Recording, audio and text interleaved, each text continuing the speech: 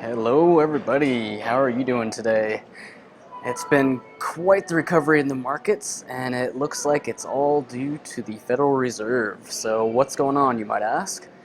What's going on is basically the Fed has said that they're willing to be patient with rates. So, even though they removed the all important considerable duration of keeping interest rates low, it did add in the phrase that they will be patient with rates and won't be raising it for the next two meetings, which means April. However, 15 of 17 of the Fed's economists did say they saw rates beginning to rise in 2015. So that's definitely a solid majority, and it looks like rates are going to be going up next year. So not necessarily anything bullish and all of that, and yet what did we see? We saw markets go absolutely gangbusters. From lows in the 1970s to a close around 2061 today. Right now we're looking at the futures, and we just keep on ripping higher and higher. Personally, I actually have been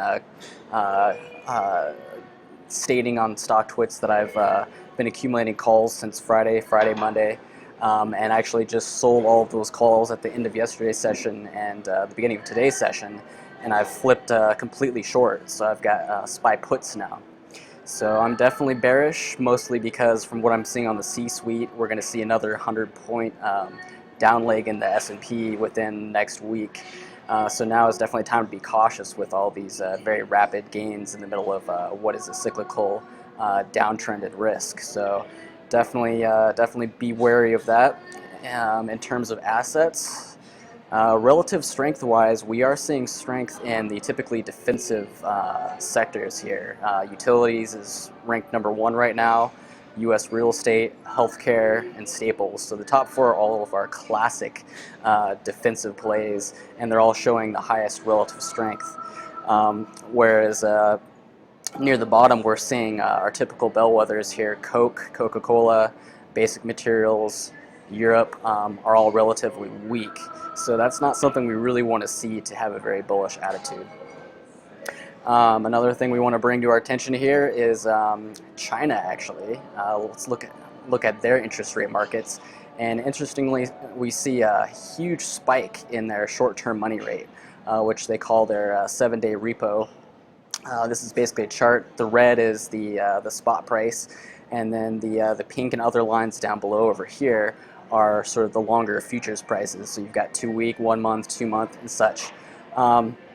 So typically this is a indicator of the tightness of money, short-term money, usually used for commercial paper.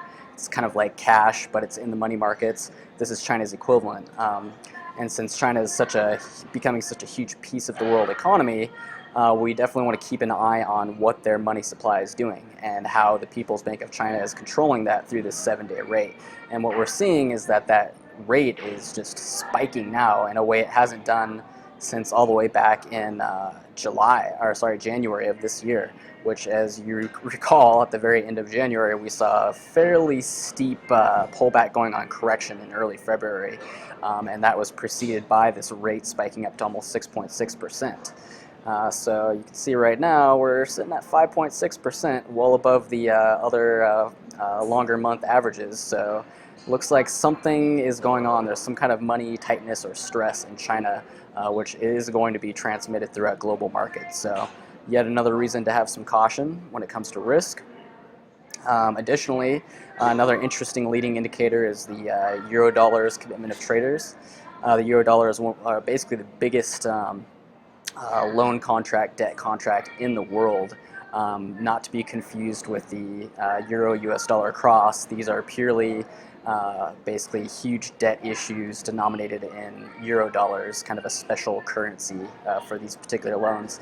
And so what's interesting about this data series is that the commercial specs, who are in red, essentially lead risk markets, the S&P specifically, by almost exactly a year. So we can pull this up and look at their positioning exactly a year ago. So we'll say about December.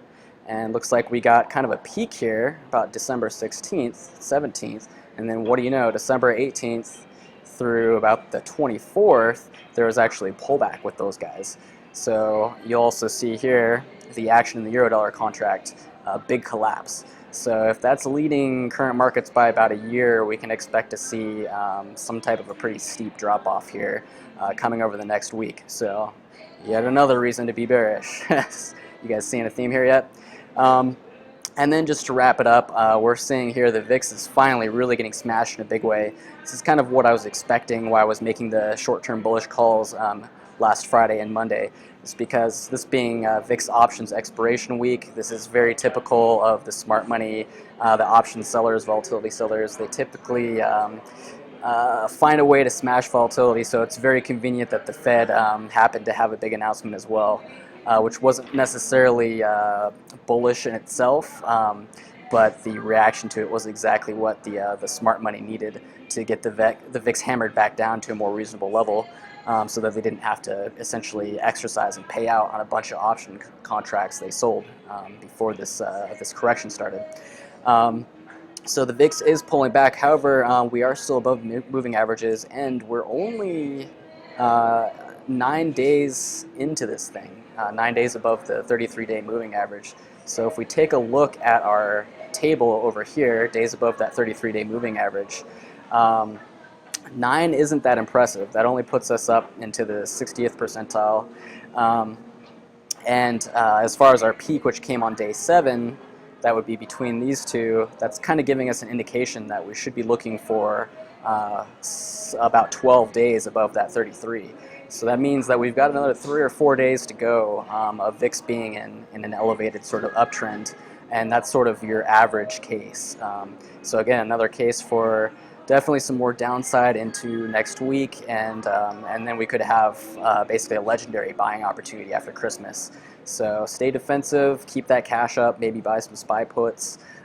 If you do need to allocate some cash into equities, you're going to see the best results in the XLU, the XLP, healthcare, those defensive areas. But now is definitely not the time to basically be long risk. So I hope you guys enjoyed this presentation. I'd like to ask for your help in coming up with a name for these videos. I've got a couple ideas in mind. If you could just go through the survey link down at the very bottom of the comments and give me some feedback. I'm thinking Killing Wall Street, In the Money, or just plain old the Dorsey report. So tell me what you think about that.